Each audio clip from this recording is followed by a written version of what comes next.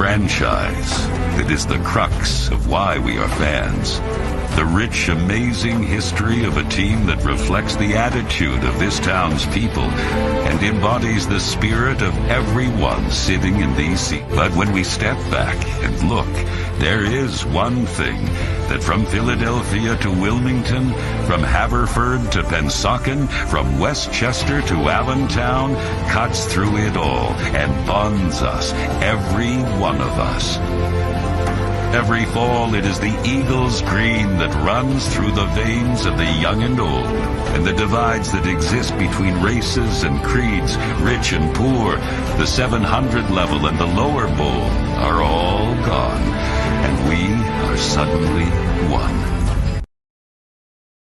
What's going on, everybody? Welcome to the second episode of the all-new AATBirds, AAT Sports Network show, Fandemonium, where we talk to Eagles fans about their love of our beloved franchise. Our guest today is a member of the AATBirds team, and he is a season ticket holder and has some amazing stories based on that experience. We present to you Chris Romanelli. Thanks for joining us today, buddy. How's it going? Glad to be here. What's happening?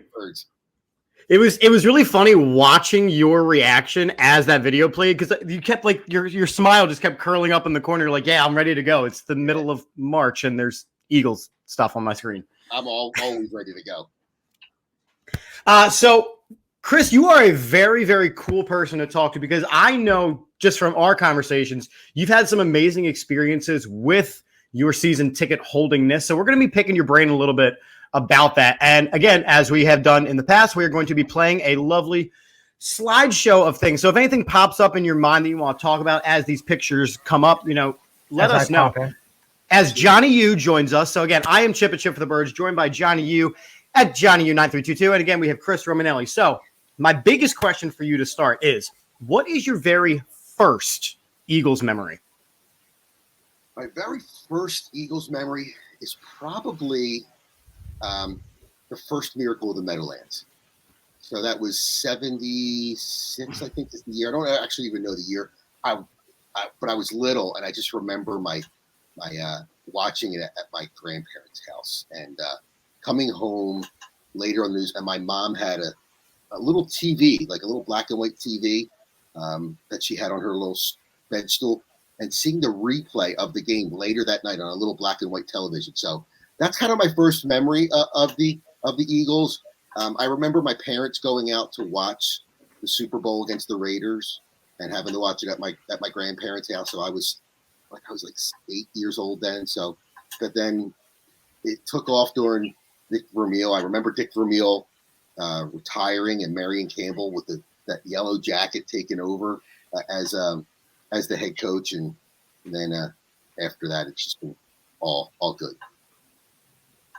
I like that, talking about these older, because, a couple of people that we're going to have coming on, I don't want to, date you, but, you may be able to get, live in the past a little bit more with some of the older Eagles and, getting our viewers and everybody to kind of, maybe if they didn't hear a name, to look it up and be able to research if they don't know some of these older guys that you're bringing up.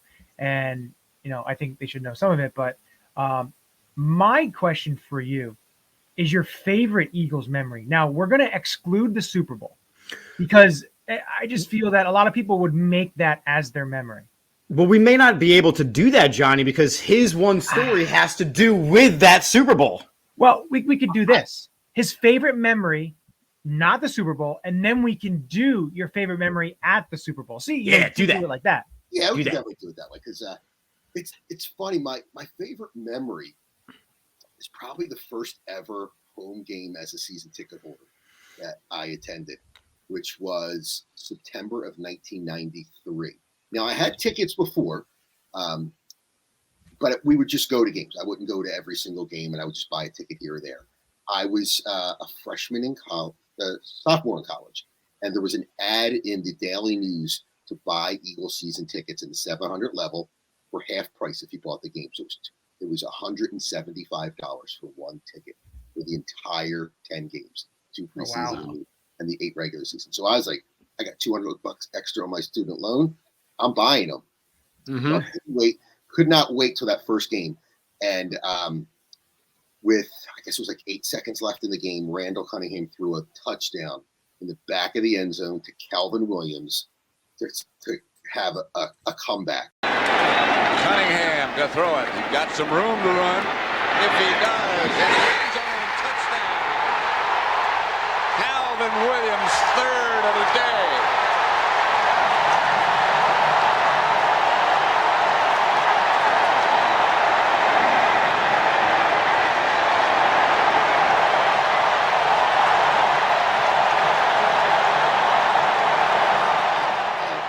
They won on a last-second play, and just leaving the stadium was the vet was rocking, and the Eagles chants and the screaming. It felt like they won. To me, it felt like they won the Super Bowl that day, and I was like, "Yeah, I'm never not missing a home game ever again." Guess what? I haven't missed a home game ever since. I have been at every Eagles home game, except the 3 for COVID where we weren't allowed in last year. Right. I have not missed a home game since then. Wow. That's 30 years. Yeah, that's crazy. This will be my 30th year as an Eagles official. Oh my gosh, you haven't missed a home game in 30. I mean, we're not gonna. If there's no asterisk, you weren't allowed to go. I mean, that's yeah. So talk to us a little bit about, as a season ticket holder, you had an amazing experience that no one else did for the Super Bowl victory. So you got to tell us this story. Okay, so here's. If you've ever been to an Eagles game, you see up on the big board every game, there's the Eagles season ticket holder of the game that they do, and they give them a little football, and they do the pregame stuff. And my wife wrote a letter back in 2016 to say, hey, here's why my husband deserves to be season ticket holder of the game. And the Eagles called me up, and I was season ticket holder of the game for Carson Wentz's first preseason game against Tampa. And the guys at the Eagles office said, I just enjoyed it so much. They got to know me a little bit more. I did some charity work, and then the draft came along, and they invited season ticket holders down, and it was just mayhem down there. There's like 12 guys and girls that work in the season ticket holder office, and they were just bombarded with stuff to give out and hand out and do at the draft. And I'm like, I'll help you. So I just kept helping them out all day, and they're like, later in the year, the NFL contacted all the teams and said, now they call it the NFL Fan of the Year. You've probably seen that at the award show. When they first started it, they called it the Season Ticket Holder of the Year. And they said, we want to send a season ticket holder from every NFL team. We're going to send them the Super Bowl 52. It's the first year we're going to do it. So these are our first fans of the year. I got a call from my wife, and she said, I called my wife. I got a call from the Eagles saying, hey, I need you to come down for an event.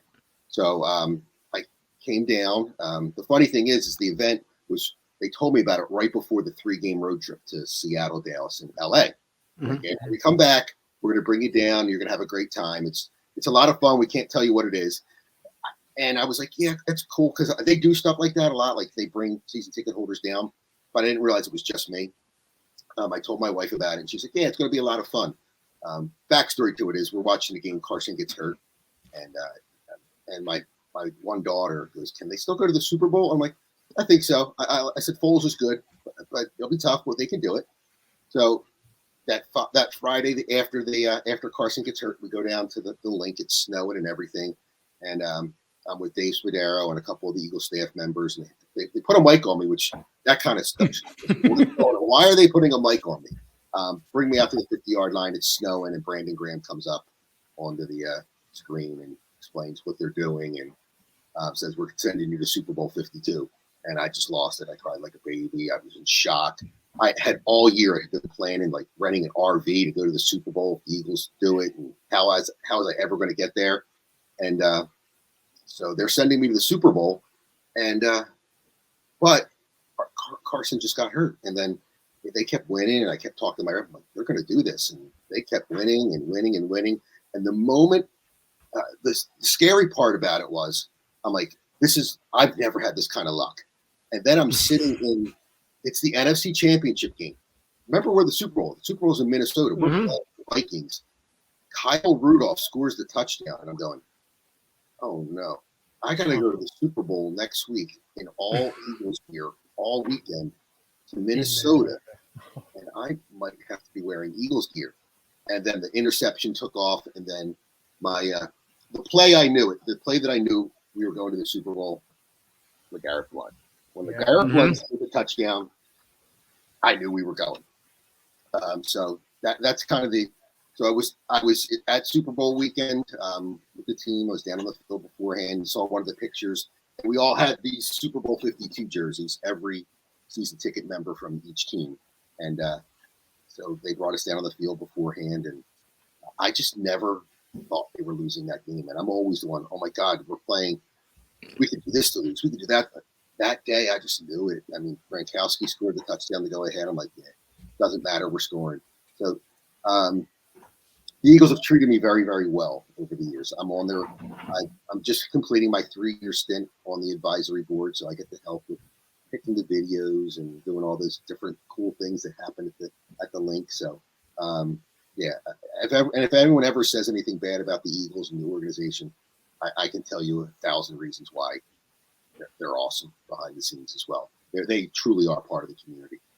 And you say that, and I think one thing, especially something that happened, because it involves the players, because there's a lot of players with roster bonuses and stuff like that where they don't get it. And what happened with Steven Nelson this year, the last game of the year, they didn't play because they didn't need to play. They made the playoffs, but they still gave him his bonus even though he didn't play.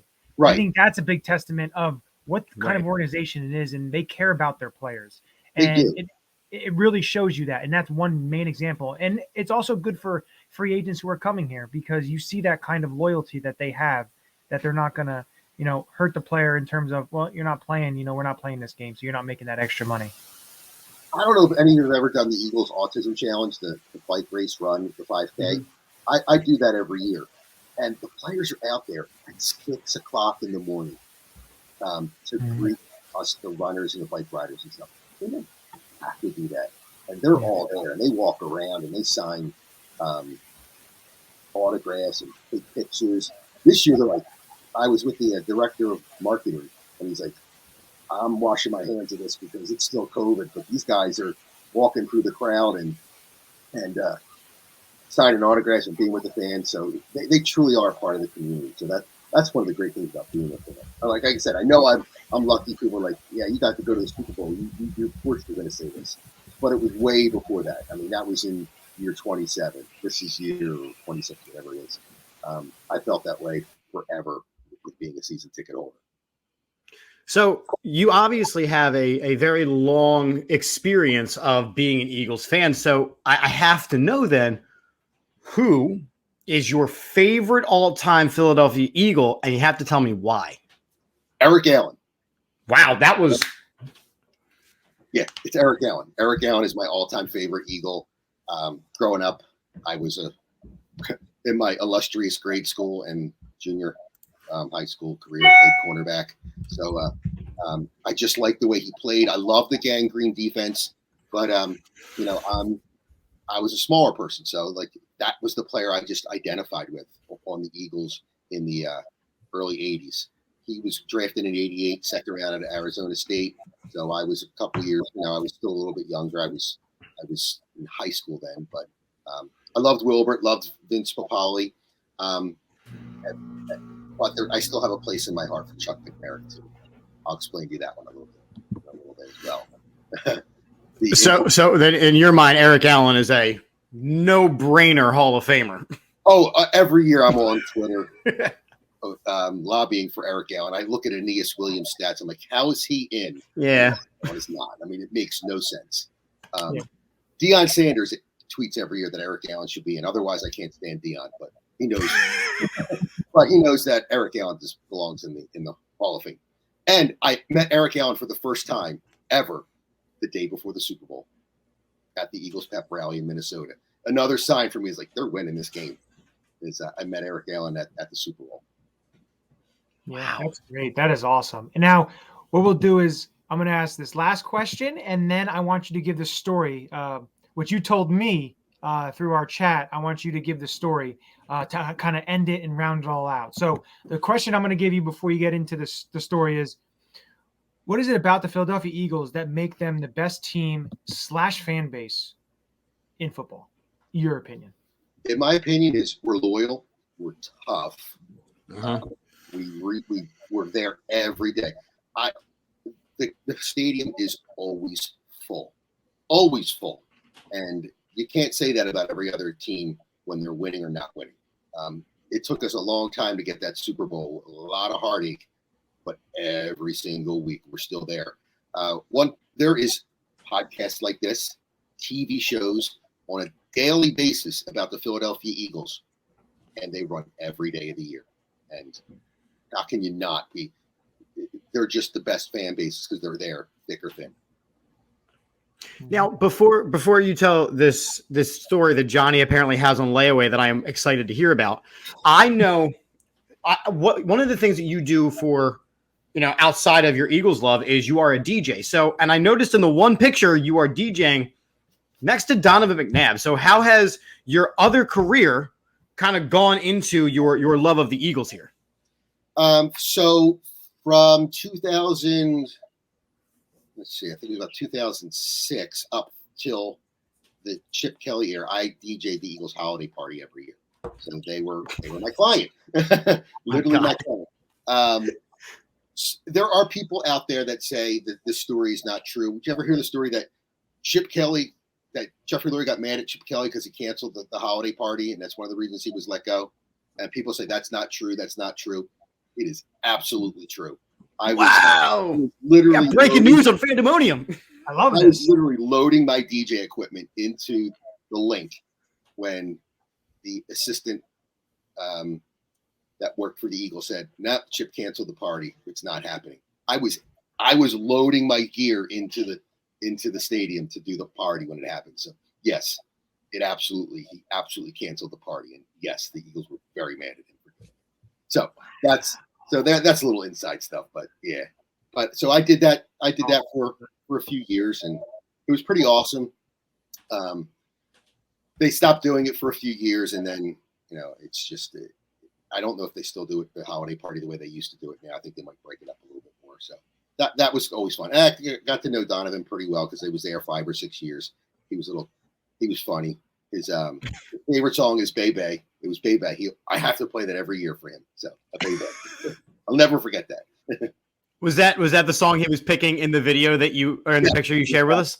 And that was the time before it was digital, so he would destroy my CD boxes that you would see there. And I had the next day I'd have to go just reorganize them like crazy. It was always a lot of fun. But he was a great guy and a lot of fun. And his teammates picked on him. But it was always in a good way. Another story about the holiday party? All the stories. Okay. So every year, it was like clockwork. The old Dave Culley always used to be the first person there. He would be the first one to show up for the whole Andy Reid era. But then in 2012,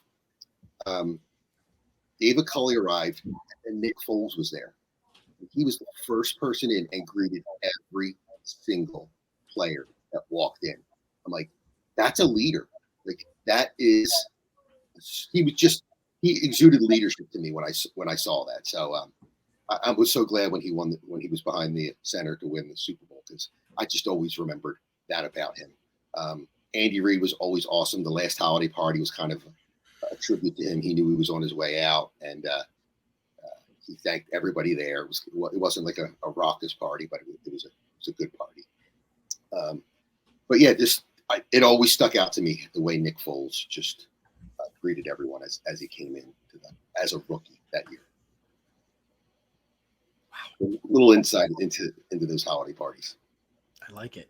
All right, Johnny, you got to set up this story that I have never even heard about. So what you set this up, and then Chris, I'm excited to hear the story. So you have to go back to the slideshow, and I think it may be the first, second picture, the older picture. I believe you said it was your dad, right? In the band. Dad. So it's a picture of his dad that's in the band. And then he can go ahead and talk about the story about Chuck Bednarik and family ties, we should say. So here we go. So we all know Chuck. Well, that's my dad. That was in the 1960s. Today would be the Eagles drum line. Now it's they had the Eagles band, and he always tells the story about how he showed up for an audition, and they said, "Who can read sheet music?" and who can play whatever the drum beat was. And he's like, I can read it. So if you couldn't read sheet music, they got rid of you right away. So they eliminated like 2/3 of the people that showed up for the audition. He could read, and he got to be part of the Eagles band. And that was him in high school, being part of it. So that's kind of like a cool time. My dad always says, "Oh, I'm a member of the Eagles." I'm like, "Dad, you played in the band." So, but that was kind of the start. That was, again, growing up, how could I not be an Eagles fan? But Chuck Bednarik, as we know, before being an Eagle, went to Penn, and my grandmother grew up in Southwest Philadelphia, and her boyfriend when he was in college was Chuck Bednarik. So she dated Chuck Bednarik back in the 40s, and she called him Big. He called her Big Red because my grandmother had red hair.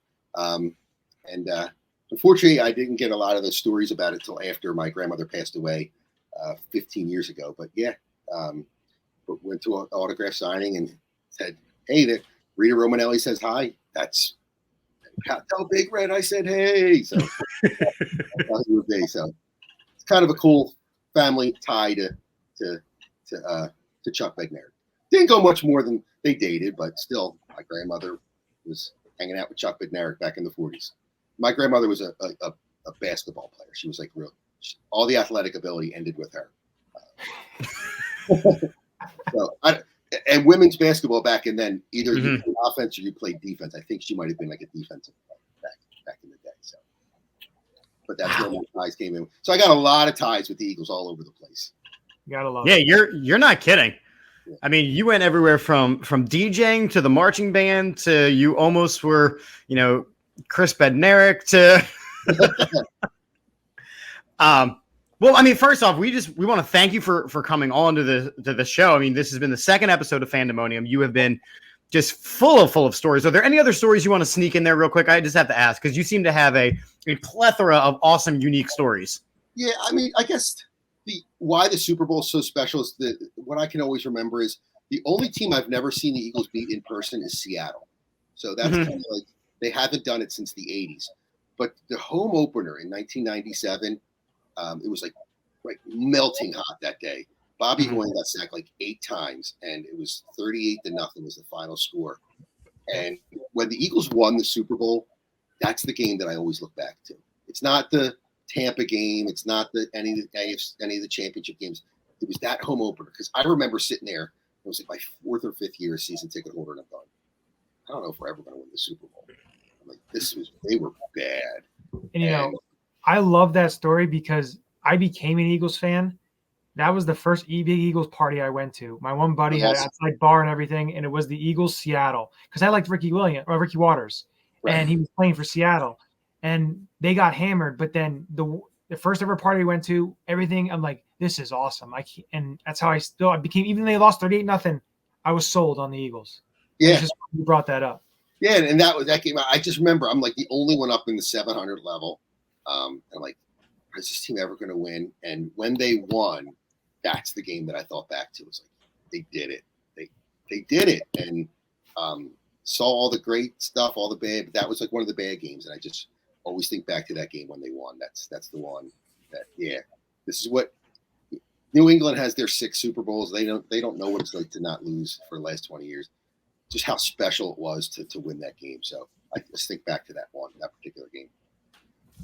So you're one of the people that can actually answer this question. Do you prefer Lincoln Financial Field or Veterans Stadium?